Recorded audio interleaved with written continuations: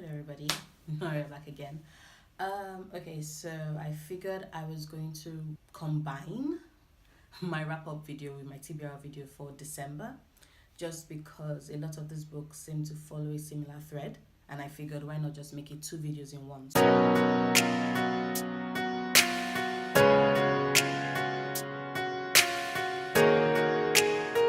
So the very first book I read in November was the book I started in October for Witchathon, which was The Girl Who Drank the Moon. Rhiannon of Crescent Moon Reads recommended it because she's the one in charge of Witchathon, and I think the last time I spoke about it was in my favorite books videos because that book is fucking fantastic. It's a book that centers women, which I felt was appropriate because November was the month where I participated in the Femme Fatale Readathon Challenge, and that said we had to read books that had female protagonists all throughout the month. So that was what I did, and it just made a lot of sense because The Girl Who Drank the Moon was mostly about women. It played with a lot of witchcraft themes. It had the maiden, it had the mother, and it had the crone, and I loved every bit of it because it was magical, it was fantastical, it was funny, it was heartwarming, it was everything a middle grade novel should be and more. I don't think there's anybody that's actually ever read that book that did not immediately go looking for more books by the author because she was that good. I read it on audiobook, so I know a lot of people said they had problems with the text itself, but the narrator for the audiobook was fantastic. So it brought Kelly Barnill's entire world to life for me, and I loved it. So that was the first book.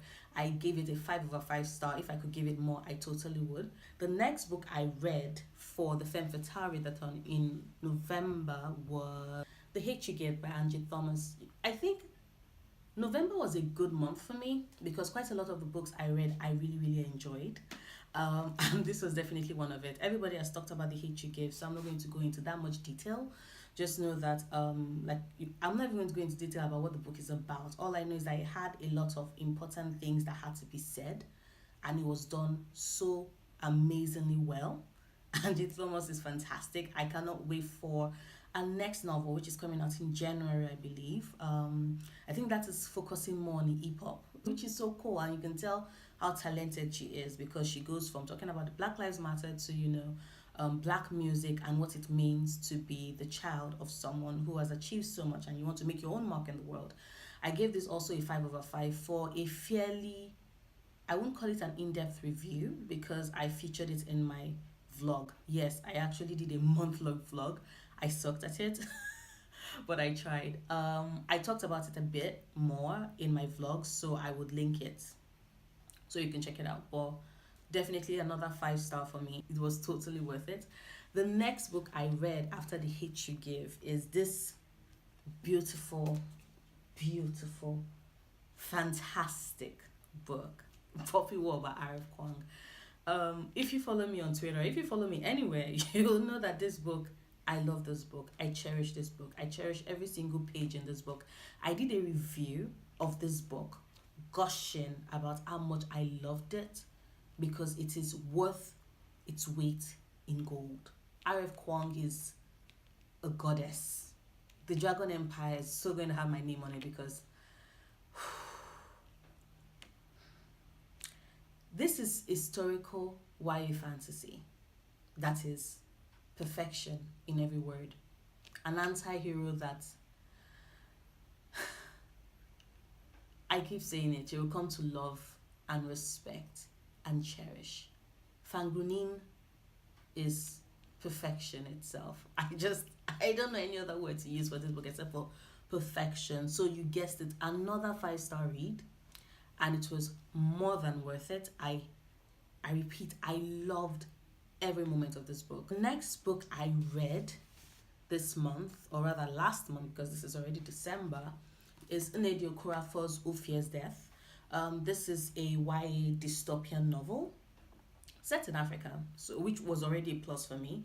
The plot was, I did point out that it had some pacing issues, and then I pointed out some other flaws it had, but mostly it was a good read, a solid 3.5.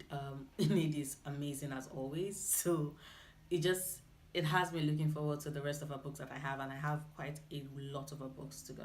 Next book I read this month was this lovely, lovely gem. This is Hold by Michael Donko. I give this a solid 4 star. I enjoyed it. It's basically about this Ghanaian house girl who travels to London to help our mistress's friend's daughter. Yes, it's long and complicated, but it also centers 3 women. You'll fall in love with Belinda, you'll fall in love with Alma, you would definitely fall in love with Mary. Totally worth it. 4 stars. I also gave an in-depth review of this. I would link the video up above so you can check that out as well. And then the last book I read in November was another audiobook. This will be My Undoing by Morgan Jerkins. I left a fairly, I won't call it an in-depth review, some sort of review of it on my vlog as well. So I will link that up as well. But it was a 2.5 star for me. I felt it could have been better. I felt that she could have told the story better. I know it was a memoir, but I've read better memoirs and I couldn't connect with it. It had this clinical tone that was just no. So those were the books I read in November. Not that much, 6 books, so pretty solid. I guess I'm getting out of my reading slump and I'm reading more, which I hope sincerely holds, because December's TBR is humongous. I think this is going to be the most challenging I've ever pushed myself, because I think I have like 12 or 13 books on my TBR.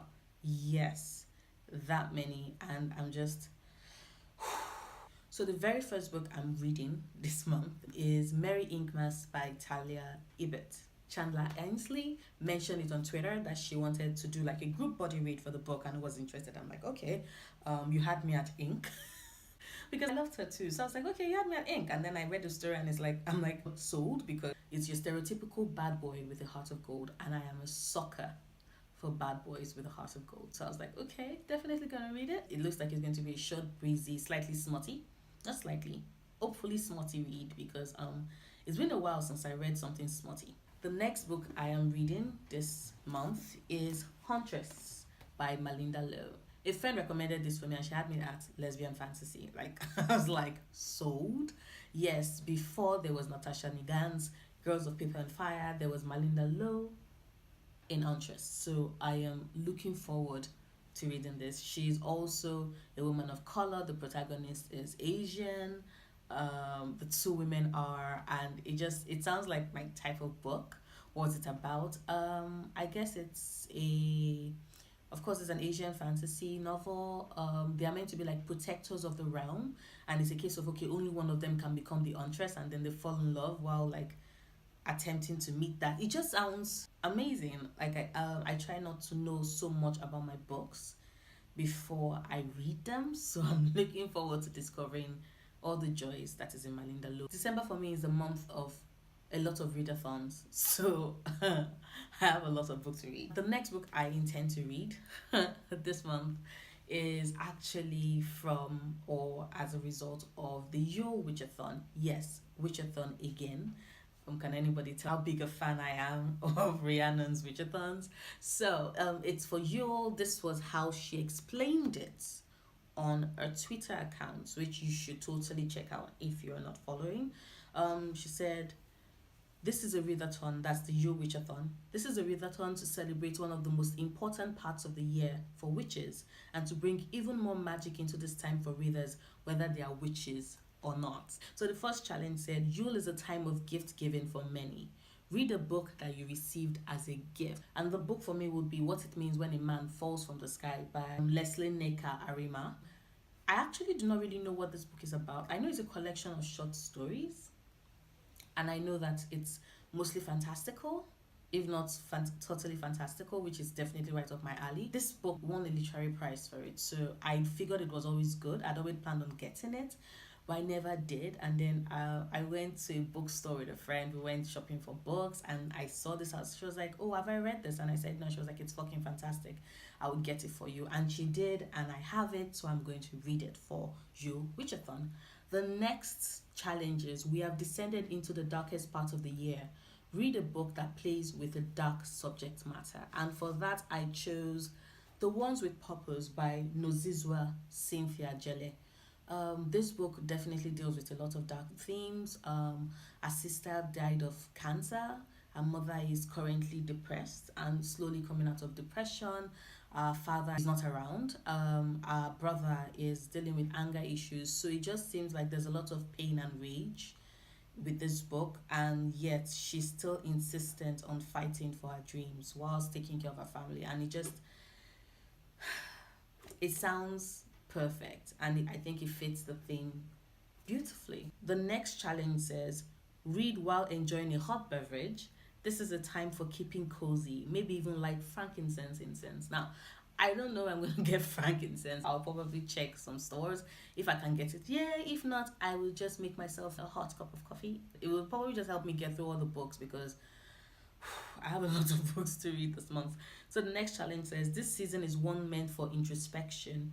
Read the book that challenges you to see another perspective. Okay, now I'm a cisgender bisexual woman, and I've had this book on my list for like forever. It is LT3 Press Presents Geek Out, a collection of trans and genderqueer romance. Now, I've had this book for a while now. I've been meaning to read it, but I just kept putting it off. And I think this will definitely give me a deeper introspection into issues that we should all know more about and we don't. And it's just, I'm looking forward to it. It's a collection of short stories as well. So I definitely am looking forward to sharing my thoughts on it. The next challenge is, it may be the darkest part of the year, but this darkness can make us see the light all the more clearly. Read a book that makes you feel optimistic. For that, I am choosing Nnedi Okorafor Mbachu's Zahra the Windseeker. It's a middle grade text that basically deals with a young girl who has for so long been ostracized because of her appearance. She has dreadlocks, and she spends the book coming to terms and accepting herself and owning her powers, because she does have mystical powers. It is an Nnedi Okorafor book, and I don't know, that just seemed very optimistic to me. Learning to deal with pain and adversity and learning to own who you are, your uniqueness through it all. Next challenge for the Yo Witchathon says, our year is ending. Read a book you have backlisted on your TBR for a long while. And that for me will be Neil Gaiman's Good Omens. I have had this book for like forever. I love Neil Gaiman. I'm sorry I've not read any Terry Pratchett books. I know some people love him. I have a couple of his books. I have not read any of his books. I loaned this to a friend, and he loved it. He said it was funny. He said I would enjoy it. So I am definitely looking forward to reading this and finding out all about Crowley.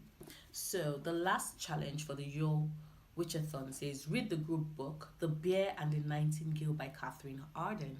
Now, I have bought that on my Audible account. It's waiting. I will definitely listen to that. I do not really know what it's about, not gonna lie. But Rhiannon did not fill me with Girl Who Drank the Moon, so I am 100% sure that I'm in capable hands, and I'm going to enjoy every moment of The Bear and the Nightingale. So those are the books I am reading for Yo Witchathon. But like I said, this TBR list is very long. I'm also joining in the Grishalongathon, which is sponsored by Kat of Paperback Dreams and Cindy of Read with Cindy, where we're reading all the books in the Grishaverse in preparation for the King of Scars release in January 29th, 2019. Usually I do that every time there's a new book in a series coming out. I read up on all the old books just so that it's clear and fresh in my memory and there is absolutely nothing I missed. Like, I love discovering Easter eggs that are like callbacks to like previous books.